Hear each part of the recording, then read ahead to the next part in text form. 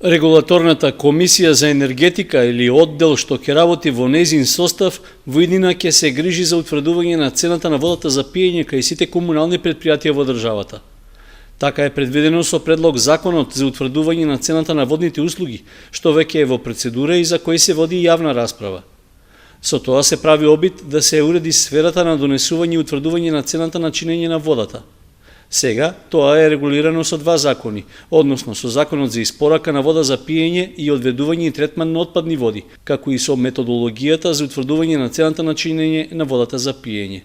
Ова значи дека се намалува ингеренцијата на управните одбори на комуналните јавни претпријатија во утврдувањето на цената, при што мораше да се бара и согласност од локалните самоуправи, кои се нивни основачи. Сега се прави обид да сета ова проблематика се префрли во сферата на едно регулаторно тело, независно тело, кој ќе се грижи за сите моменти во делот на утврдувањето на цената на чинење и во суштина ќе треба да ги земе во предвид сите специфики за секое комунално јавно претпријатие, односно претпријатие кое се допринесува со водните ресурси, да се грижи за економските и техничките параметри во утврдувањето на цената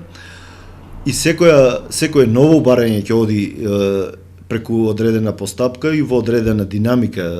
во делот на донесувањето на секоја нова цена или нова вредност која ќе ги признава сите елементи кои влегуваат во методологијата преку соодветни барања кои ќе се доставуваат до регулаторното тело. Според Папазов, досега цената на водата за пиење се утврдувала и од социјален и од политички аспект, а со новите законски решенија, независното регулаторно тело ќе ги признава само економските параметри.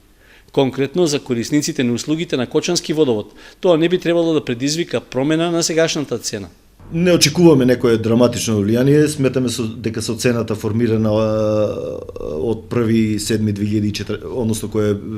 во примена од 1.7.2014 година, сметаме дека се земени сите економски параметри и имаме цена која реално ја осликува состојбата. И сметам дека ние ќе треба да поминеме само во процесот на верификувањето на постоечката цена кај регулаторното тело кој ќе биде формирано. Процесот на донесување на едно вакво законско решение поминал преку два пилот проекти што се воделе во комуналните претпријатија во Куманово и во Скопје, како најголеми и најспецифични. Според утврдената динамика, се очекува новиот закон да профункционира во втората половина на 2016 година, а до тогаш треба да поминат предвидените фази за негово донесување.